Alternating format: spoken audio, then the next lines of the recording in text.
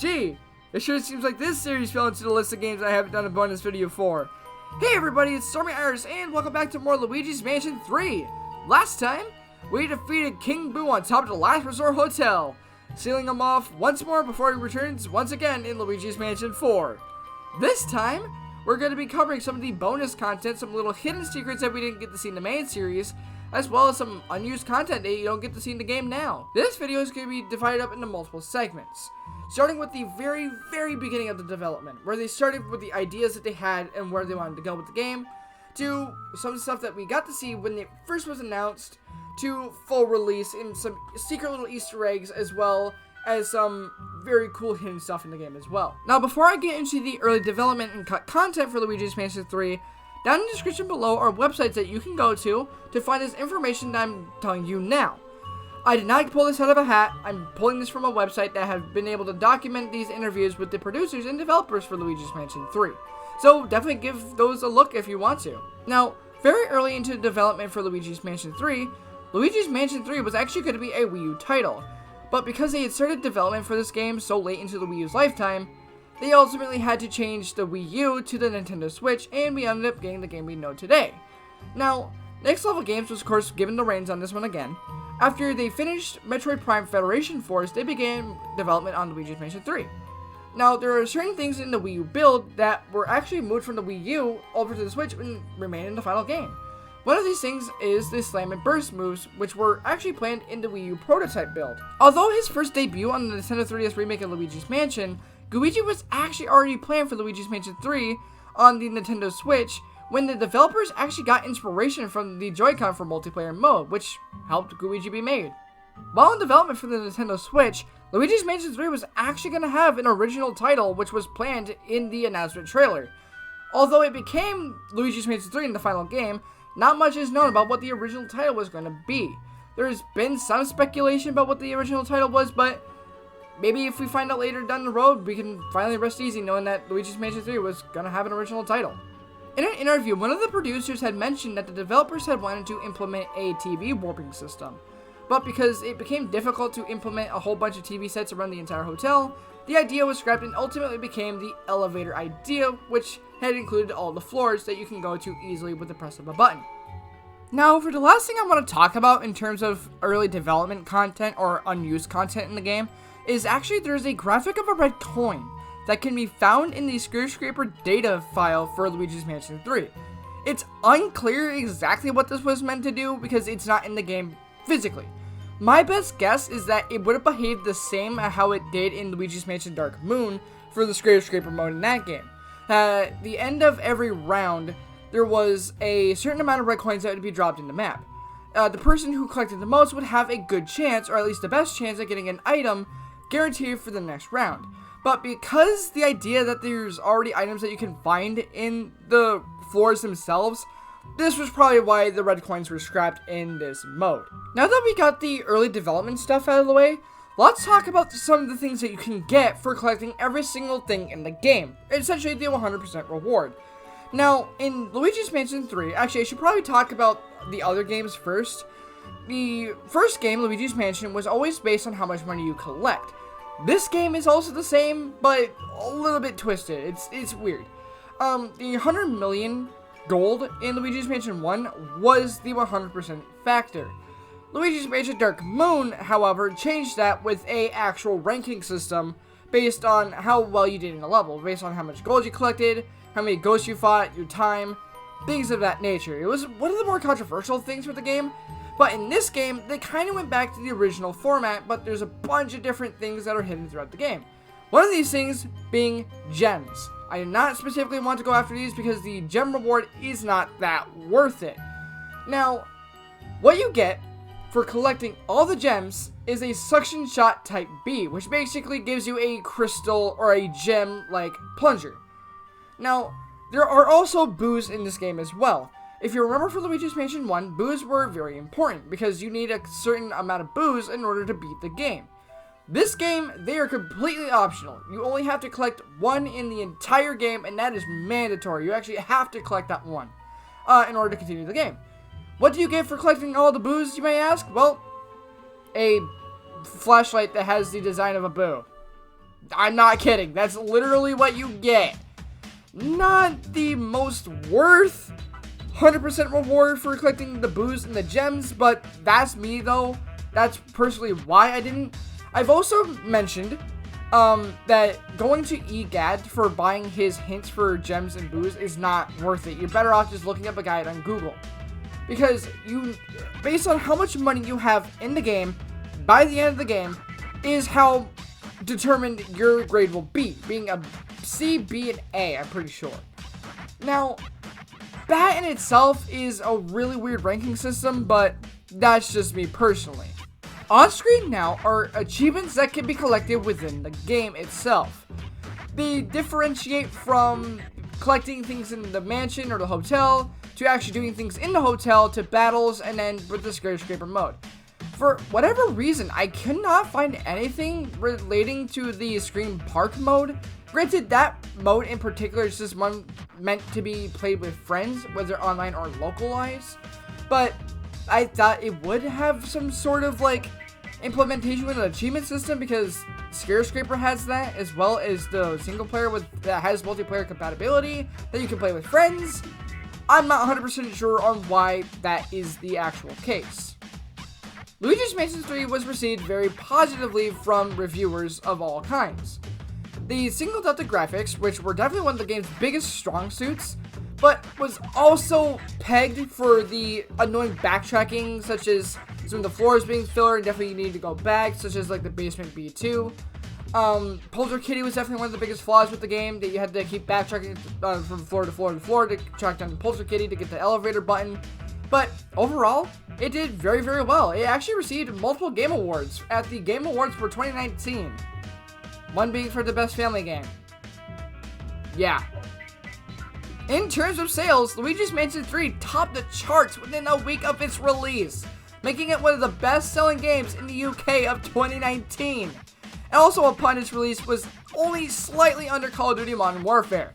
By the end of December 2019, the game had sold 5.3 million copies, making it the best-selling Nintendo Switch game since the Switch had launched. And as of March 2020, the game had reached 6.3 million copies sold. For those who say that the Luigi's Mansion franchise can't get any more dead, you'd be wrong. Before I want to get into the unseen content that we didn't get to see in the main series, I want to talk about some trivia that's applied for Luigi's Mansion 3. Luigi's U Poltergust, the G00, was actually first teased in a trailer for Simon Belmont from the Castlevania franchise in Super Smash Bros. Ultimate, almost a month before Luigi's Mansion 3 was even announced to the public. Its name, Poltergust G00, comes from Gooigi, being that Gooigi was actually stored in the Poltergust. And there's actually some of the upgrades that we get to see in the final game in the trailer as well, being Luigi's plunger ability as well as the burst mechanic as well. For another cool bit of trivia, I suppose, this is the fourth Mario game that only features Luigi as the star role. This first being Mario is Missing, and the other three being the main Luigi's Mansion games. For a really weird fact, I suppose, this is the first Luigi's Mansion game to feature a black hole. Being in this game, the painting that is shown in the final boss fight that King Boo summons to just encase the entire hotel in the painting. That's a thing, I suppose. For one last piece of trivia, this is the first game in the franchise that includes Princess Peach. She's only ever been referenced in Luigi's Mansion 1, never made a cameo in Luigi's Mansion Dark Moon, and was actually a big part of the game in this one. Yeah, I guess that's a thing. So, I want to get into the hidden details in Luigi's Mansion 3. I want to cover the big stuff like actual Easter eggs, secrets, bosses, things of that nature. So, we're going to be getting started here on floor 8. So, there's multiple paintings on the wall that actually show off next level games' other projects, being Mario Strikers, Luigi's Mansion Dark Moon, Punch Out for the Wii, and other games that the development team has developed. While on floor 8, there's another thing that you can do. If you go into the room that Morty is in, you can actually watch the movie. But we're going to get the bad thing out of the way first. Yes, you can catch Morty. Is it worth it though? No. I don't care what completionist out there says it's worth it, it is not. Morty is a nice ghost and you don't have to catch Morty, so why would you ever want to catch Morty? Because he is a nice ghost. But if you don't catch Morty, which you should catch Morty because he's a nice ghost, you can actually watch the full movie that he produced with you, and I think that's a really cool detail. For any other secret bosses, I want to wait until the very end of this video, and you're going to see exactly why. Now, this is the big focal talking point that I want to talk about for a big majority of this video. The Skyscraper mode, which is what you're seeing right now. Now, there has been DLC for the game. I know. It's really specifically for the Skyscraper mode, adding in new floors, or new style floors, new costumes for the characters, things of that nature. Also, if you pre-order the 2 DLC packs in one, you get a really cool Polter Pup flashlight. I do understand that. But I want to talk about the actual things in the Skyscraper mode. Starting with the big obvious one is Capture the Ghosts. So, Capture the Ghosts is very, very simple. You go from room to room, capturing all the ghosts in the floor. There's a certain number of ghosts that the game will want you to catch. Now, it is random per floor, so it's really hard to definitively say which is the most amount of ghosts that you'll actually have to catch. But the most I've seen is about 36, about that range. So take that what you will. Another one of these modes specifically for Capture the Ghosts is the Boss Ghost. Now, I know there's 20 floors for Luigi's Mansion Skyscraper mode now. This is only 10. I believe how the 20 works is that there's a boss ghost on every 5 floors, which is what this one does as well. For this one, I got a new kind of sneaker ghost, so that's essentially how it is. These ghosts have more HP than the normal ghosts that you would find, and a little bit more harder to defeat as well. Now, that's the other mode, really. Another one that you would have to do when it comes to catching ghosts is saving toads. That's an entire mode in itself on a specific floor. Saving toads is very simple. There's 4 toads scattered around on a floor and on a skyscraper, and you have to find them all and bring them back to the teleporter to get them to go home. Now, these toads will be always in a room with ghosts in it, so you're gonna have to defeat the ghost to save the toad. Now, it doesn't really get that much harder after that. You defeat all the ghosts, you get the toad, you bring it back, and there you go. There's always 4 toads per floor with the specific objective, really. Now, there's random events that can happen on each floor in the skyscraper. There's booby traps that you can fall into, like a rug, behind the door, stuck in a box, things of that nature. There's also a random occurrence that you'll hear a boo laugh, and then the power will go out, and you're going to have to work in the dark. You're going to have to go find the generator and turn the power back on. Another instance is your poltergeist will actually get taken, and you got to go across the map to go pick it back up again. Now, another thing in Skyscraper mode is you can actually do it with a friend. If you have another Joy-Con, or at least another controller, you can get Luigi. Your friend can play as Luigi, and you can play as Luigi. This is actually a very, very, very helpful thing when it comes to certain modes in Skyscraper mode. Some being like the boss ones, some being like the Capture the Ghost ones, for the toads as well. So, it makes it easier. But the only catch is that one Luigi has to be in the same room with another Luigi, or is the Luigi. So they both have to be in the same room for it to work really well. The last mode that I can think of that I've seen is the Money Rush mode. You have to collect a certain amount of money per floor. I have lost this one multiple times. It is a very tough one because it actually requires that you go search for money, and that in itself does take time. Luckily for this run though, I only got it once, and even then I barely made it because I was able to get a money stash at the last 20 seconds, so take that what you will. I want to talk about the actual co-op part of Skyscraper. So, you're working with other Luigis, and the idea is you want to all work together to complete a floor. So what happens if you fall down mid-floor? Well, it really gets to the point where you just call for help, and another Luigi or another player will come and help you up. Really as simple as that. It gives you, I believe, half health, but I'm not 100% sure because I really haven't had this happen. But most often than not, you're going to get plenty of hearts anyway, so that's a thing. Another thing that comes with playing with other people is, well, you get to try to help others, get money and stuff for the main story. That's another big part of Skyscraper. Any money you collect in Skyscraper mode, any ghosts, things of that nature, will automatically get put into your main story progress. So, that's really, really cool, I suppose. if you want to grind out some extra money. There's no official like victory thing. It's really for bragging rights who has the most money by the end. I've never really seen it make a big difference. But score is differently calculated from the amount of ghosts you capture, from the amount of money you capture, or how well you just overall do on the floor. As a quick update here, I was actually looking at some of the stuff for skyscraper mode, and I actually found there is another mode that I have not seen, or at least for a floor, that I have not seen since I've been playing this game. That is a defeat the crows floor.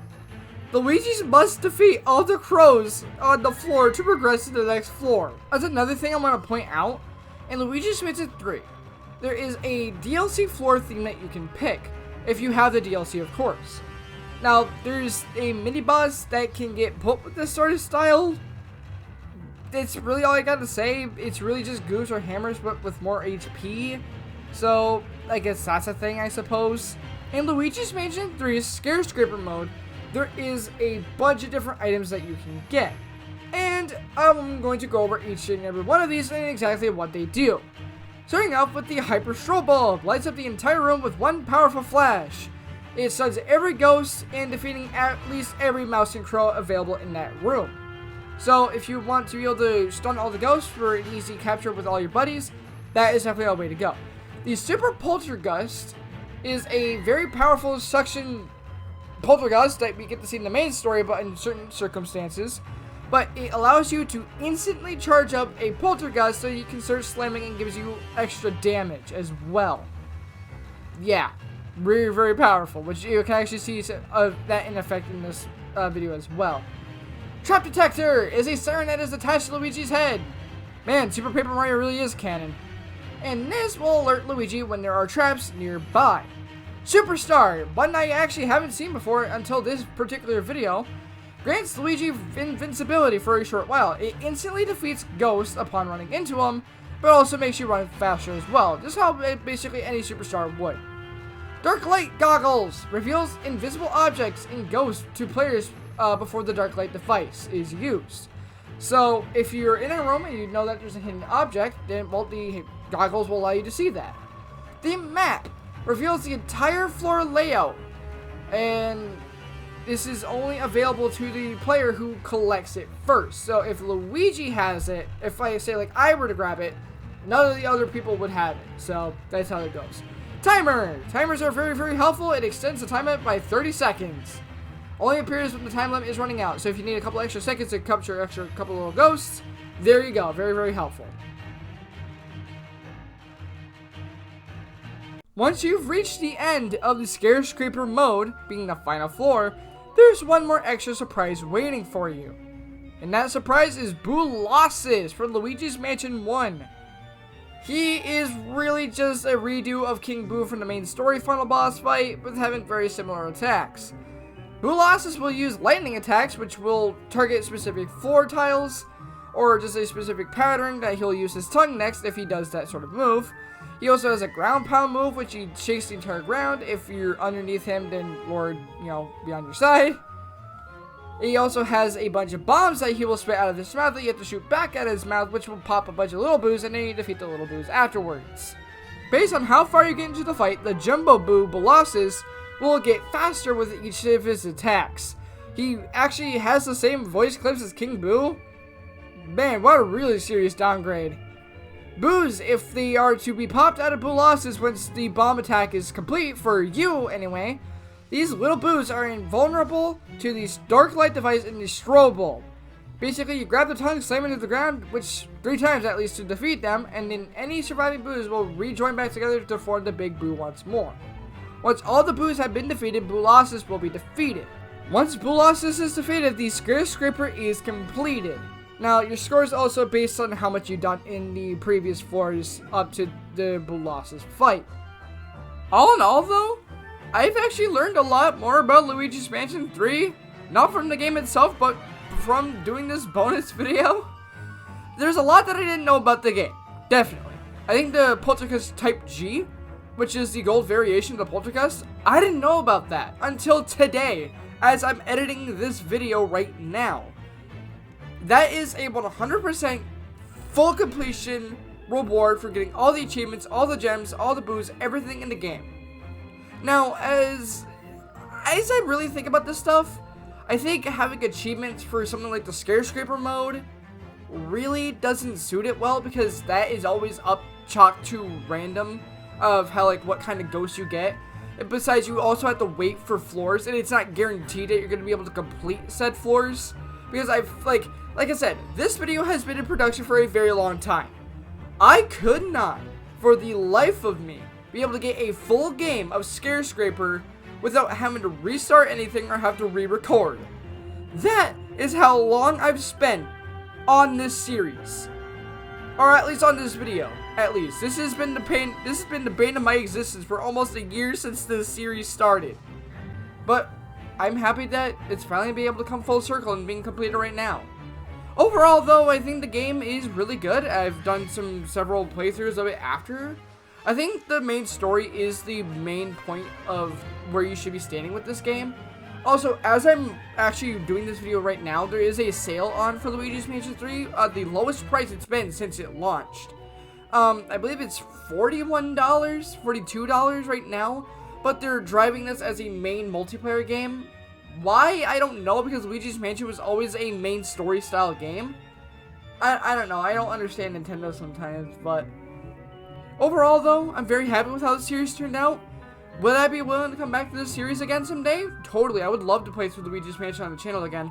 Hopefully this time, like, actually being able to sit down and say a lot of stuff about the series as the series progresses. The reason I wasn't able to record, like, live commentary style videos for the series was because half these floors are very long, and the episodes themselves are very long. And the idea is that, like, I was in school, and I didn't have a lot of time to sit down and record these said videos. So take that what you will. It's essentially how Super Mario Galaxy 2's The Green Stars turned out, was that, like, sitting down and recording the entirety of the Green Stars would have been a lot more of a hassle if I wanted to do it, like, video per video. So that's why I just did it non-commentary, and I just recorded every single Green Star up to the finale of the series itself, up to the Grand Master Galaxy. But I would love to come back to Luigi's Mansion 3 at some point in the future. I would love to. But for right now, I think this is where the series is gonna stay. I've done some revisions of what my next LP is gonna be. I'm stuck between two. Now, I know there's still bonus videos that I have yet to do. Mario Galaxy 2, though, I'm not really gonna do one for Mario Galaxy 2. I've said what I've said about the game. There's not, like, a lot I haven't said about the game, so take that what you will. Okami HD, like I said before, that's going to be actually a new Game Plus series. I'm going to be doing that when I decide to actually sit down, when I can actually get my PlayStation hooked up to actually do it, because I've done it on my PS4.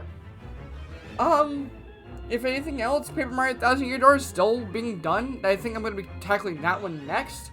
I know this kind of outro got a little bit longer than I had anticipated it, but I'd rather say what I had to now. So overall, I thank you guys for watching this series. I think up to this point now, the finale of Luigi's Mansion 3 is still getting viewed today, which is absolutely insane even after all this time. So yeah, thank you guys for making this one of my favorite series, even though it had to be stuck to non-commentary gameplay for most of it. I've been StormyRSHD. This is the final video for Luigi's Mansion 3. And I will see you guys here very soon, hopefully, for the next series on the channel, whatever I decide it will be. So, see you guys then.